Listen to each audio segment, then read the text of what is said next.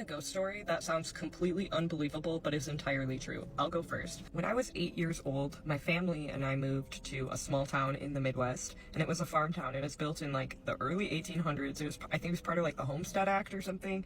And it was, had a bunch of acres, a barn that had burnt down. Like, it was an active farm back then. Lots of history. People definitely passed away on the property, that we knew for sure. And man, it wasn't like very obvious as a child. I was super intuitive and I didn't know what to do with that intuition, so I naturally got a Ouija board. And of course, I dragged along my best friend and my sister and a couple other friends on this Ouija board journey, where we would go and sit at the top of the stairs to the basement, and we would turn all the lights off and turn candles on and then ask this thing questions, and it responded. And I don't tell people the story. It sounds psycho. The fact that other people are there to verify all of these things and validate gives me inner peace, but I don't tell people. But it worked. And unlike what I thought would happen when it would move, even when we'd lift all of our hands off of it, it's still moving, is how aggressively it moved. It wasn't gentle. It was like very sharp. And so much time would pass when we were in there talking to this entity as well. Like, we would think 10 minutes went by and it would be 2 hours. Like, insane. Being little kids, we wanted to know questions and answers like, who are we going to marry when we grow up? Or how many kids are we going to have? Or just questions like that. And every single time we start, it would give us answers at first, like, and it would tell us about itself. We would say, like, what's your name? And it would just say demon, D-E-M-O-N, like, over and over again.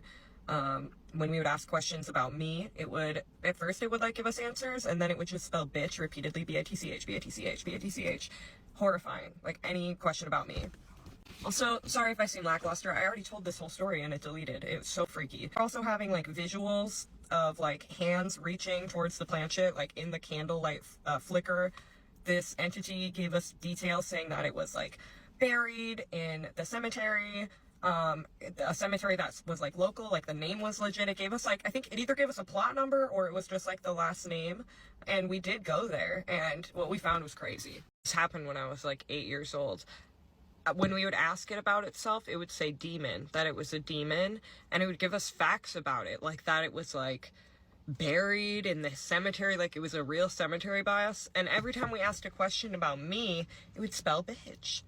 B-I-T-C-H, B-I-T-C, like repeated, like just, it wouldn't stop. It was like the most horrifying. I can't believe I forgot that. Well, I mean, obviously, and I just remember crying, and I didn't understand why it was like that to me. And looking back, I was just a super intuitive kid. I mean, I had imaginary friends, like I remember weird things, but this is definitely up there of it responding demon and bitch. And I remember we ended up going to the cemetery. Like, the thing gave us a name. I don't remember. It's all written down somewhere in a little kid book, I'm sure.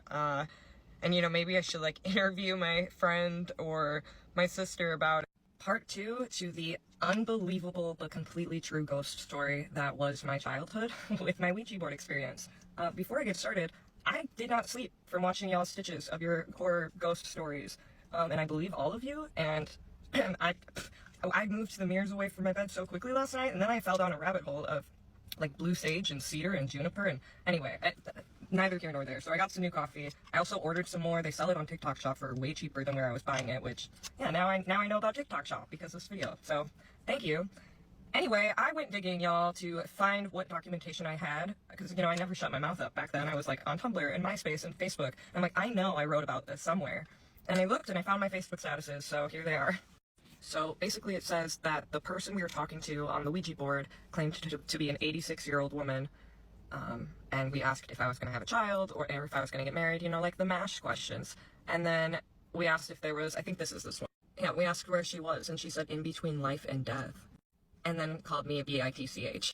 And then we have this other one where we ask, is there anyone else who would like to speak to us? And it says yes, and then we say who, and it says demon, and then we said why, and it spelled out he knows God. Like, mind you, we all were lifting our hands up, like, watching it move. I completely forgot about this till I read it. And then we kept trying to ask innocent questions, like, what am I going to go to college for? B-I-T-C-H. Drinking this coffee to stay awake. I'm never going to sleep again. Send me your energy healing tips. But, anyway, the demon that we were speaking to lied. told us that it was buried in a cemetery. My friend says we were talking to multiple entities. I personally think we were just talking to a demon. Also, I always stutter in the morning, so.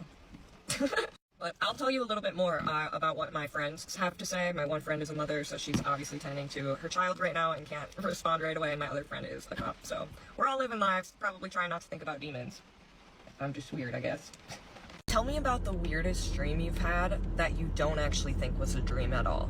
I'll go first. About 7 years ago, I had a friend pass away. About 6 months after he passed away, he visited me in a dream. Though it wasn't like any dream I've ever had before, and I am convinced I'm not a religious person or anything, but I was certainly visited by a spirit guide. I am wholly convinced that that was what visited me. Told several of my friends this story through Facebook messages. This is in 2017. And I'll share those right here, what those Facebook messages said. But basically, I was standing next to my bed. This was like the dream. I was standing next to my bed, and there was a woman in all white. She had brown hair. She was like maybe 5'6" or something. She looks at me, and it was so weird because it was as if we were talking, like having a conversation, but no words were being exchanged.